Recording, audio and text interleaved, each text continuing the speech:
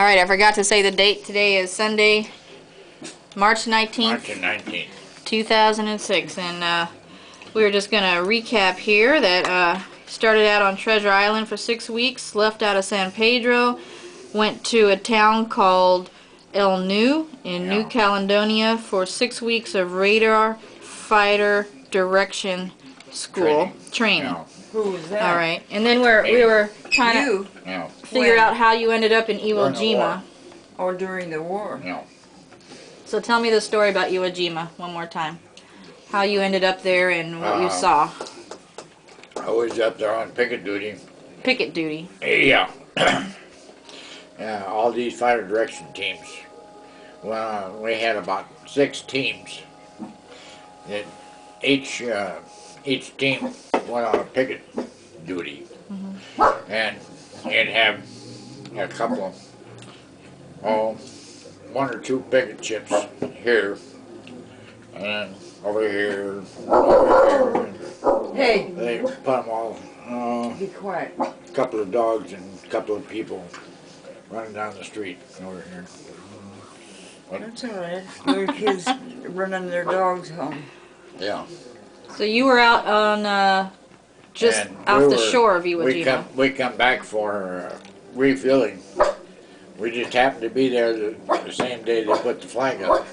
And you heard about it, and then you went on we deck.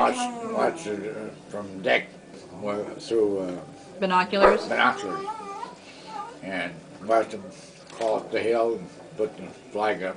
Well, it must have been pretty emotional, huh? Yeah. We didn't know it's going to be they put that on every news, and So where were you when you found out that the war was over and you were coming home? well, they'd already sent us back to, well, the war was over, and they sent us back to San Francisco By plane or by ship? by ship. And then they sent us to Norfolk, Virginia. I was there for about 2 weeks. They sent us up to Boston, After? Massachusetts, and we taught fighter direction to, well, there was 20 of us. But the war was over at that point, That right? war was over, yeah. So then you finally got to come back to Kerman. And they let us, we taught there was enough guys that we teach every 3 days. Every third day you taught. And then you had 2 days off, and then you taught for 2 days. And we were back there for about 2 months, I guess. So did you, over the years, did you just try to forget the war? You just didn't like to talk about it, or didn't you feel you're a hero? No. Why? Everyone thinks of you that way. No. He still doesn't like to talk about it. I know. I know he doesn't like to talk about it, but you know, my generation sure appreciates what he did, Yeah. because we wouldn't be free if it wasn't for men like him right now. So, I think he's a living legend. He's a legend, all right. But anyway. Yeah. I wish he'd It all shave come out that in the damn wash. mustache. So you didn't talk about it over the years and just No, try to forget about They it? sent us from Guadalcanal.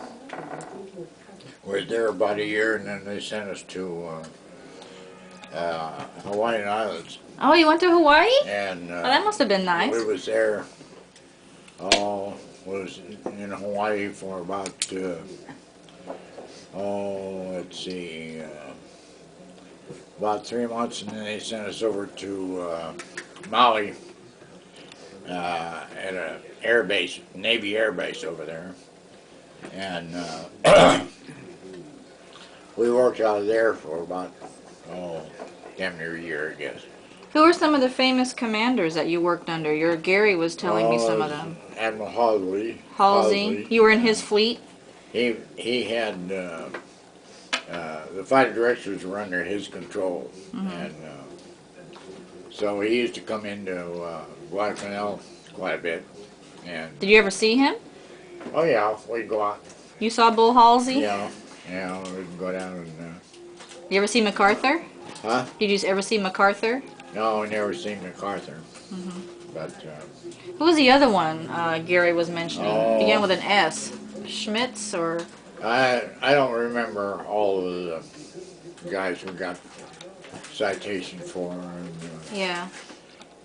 we got a bunch of ribbons and What did you do when you were in Guadalcanal? What were you working radar? working radar, Yeah. radar fighter direction, and What did you do Was exactly with the radar? You were listening to we enemy? we was trying to separate the bogeys from the good fellas, and they had identification on them.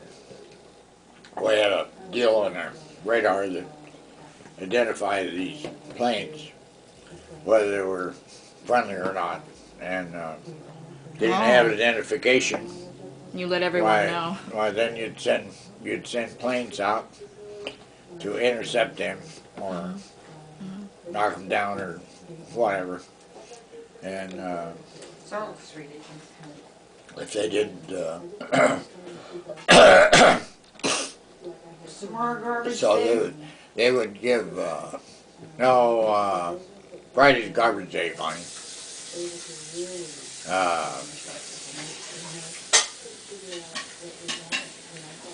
So every day, you'd have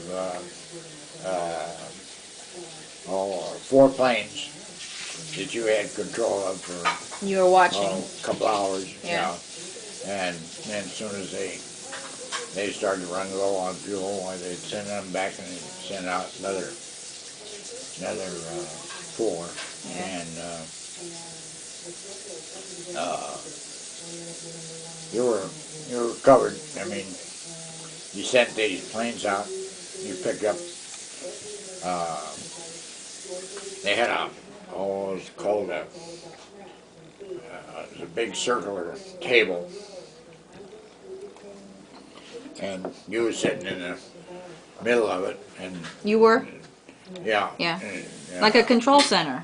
Yeah. Yeah. It was a control center, and you'd work a half hour on the radar, you'd work a half hour on the plotting table, and you'd work a half hour Did you get any sleep? sending the planes here and there, and then you slept for a half hour. Slept for a half hour. That must have been rough. Did you lose any friends? Well, one of our radiomen that was, no, he was radarman Radar man. with us,